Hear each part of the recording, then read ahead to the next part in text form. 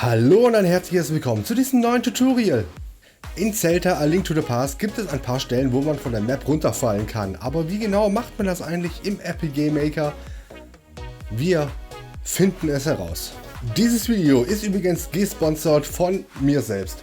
Auf itch.io gibt es mein Nostalgic Fantasy Pack jetzt für 30% günstiger. Bis zu Weihnachten, also zugreifen, es lohnt sich für alle die ein Spiel erstellen wollen mit Gameboy-Grafik. Und jetzt geht es los mit dem Video. Viel Spaß!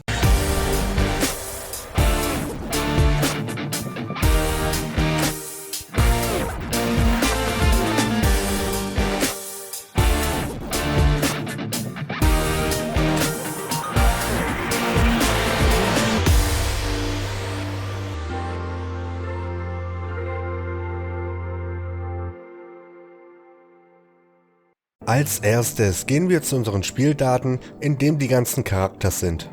Wir kopieren hier die Datei mit unserem Helden und benennen es zum Beispiel in Fallen um. Diese Datei öffnen wir nun mit GIMP.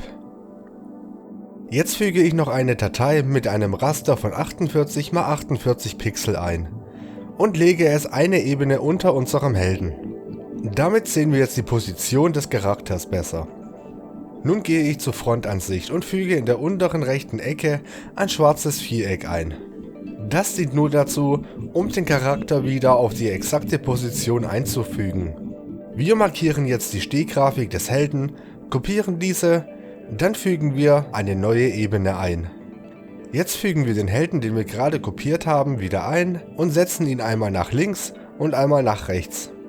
Die schwarze Markierung, die wir gerade gemacht haben, benutzen wir jetzt und setzen diese an die untere rechte Ecke, damit nachher die Position stimmt und der Charakter nachher nicht nach rechts oder nach links wackelt.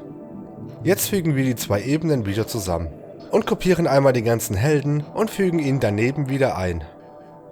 Diesen Vorgang wiederholen wir dreimal, damit die ganze obere Reihe voll ist mit dem gleichen Charakter.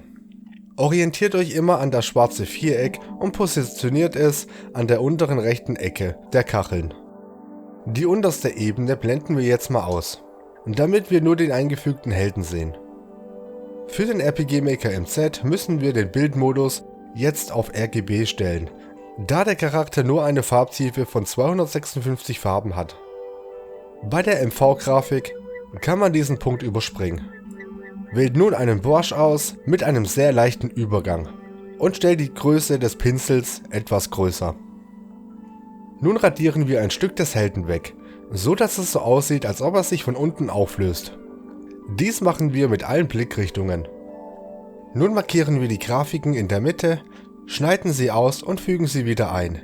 Jetzt versetzen wir die Grafik um 3 bis 4 Pixel nach unten. Wir machen wieder unser schwarzes Viereck und fügen den Charakter wieder rechts und links ein. Die darunter liegende Grafik löschen wir dann. Jetzt gehen wir zu der nächsten Grafik. Wir machen hier genau das gleiche, nur mit dem Unterschied, dass der Held sich von unten noch mehr auflöst.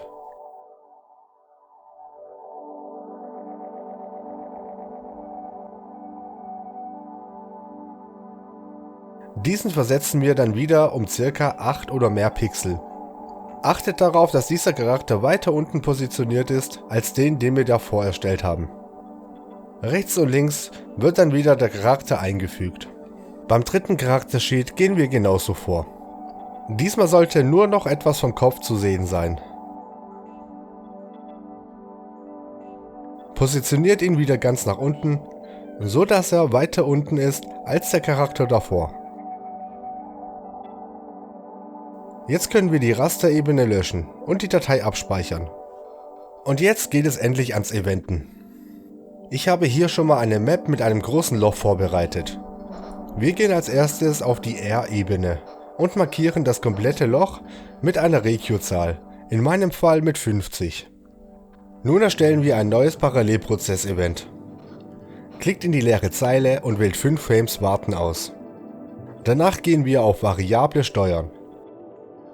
Gehen dann zu Spieldaten und wählen Spielerkarte X aus.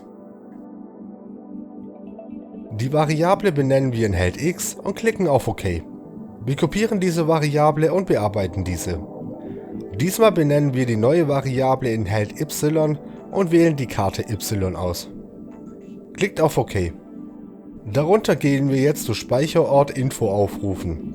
Dort erstellen wir eine neue Variable, benennen diese in Regio und wählen bei Infotyp Regio-ID aus. Darunter markieren wir Bezeichnung mit Variable und wählen bei X Held X-Variable und bei Y die Held Y-Variable aus.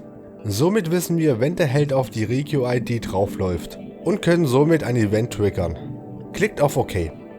Darunter erstellen wir nun eine bedingte Abzweigung und wählen die Variable Regio aus.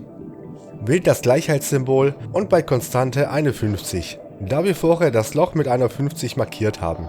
In dieser Bedingung machen wir jetzt eine Bewegungsroute für unseren Helden. Wählt als erstes 5 Frames warten aus. Danach ändern wir die Grafik, die wir vorher in GIMP erstellt haben. Zuerst den rechts neben den Helden, danach wieder 5 Frames warten.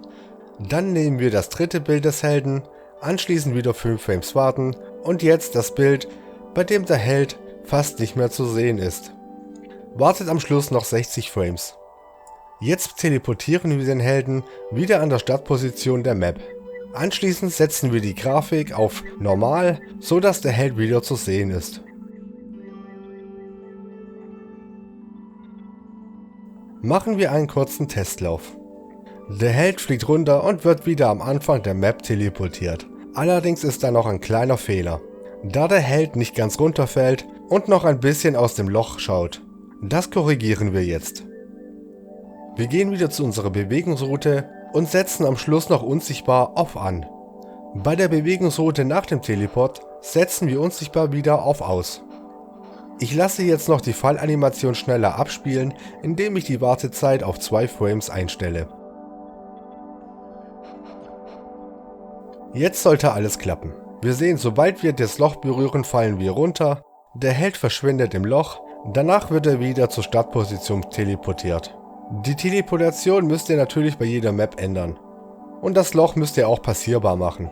Ansonsten könnt ihr dieses Event überall benutzen. Ihr könnt natürlich auch die Fallanimation abändern, einen Soundeffekt hinzufügen und so weiter. Jo, das war's mal wieder mit diesem Video. Ich hoffe, ihr hattet Spaß dabei und ihr habt es verstanden. Wenn ihr jetzt noch wissen wollt, wie man bewegte Plattformen macht, dann klickt doch mal auf dieses Video hier oben. Und ich sag dann bis dahin, Tschüssikowski.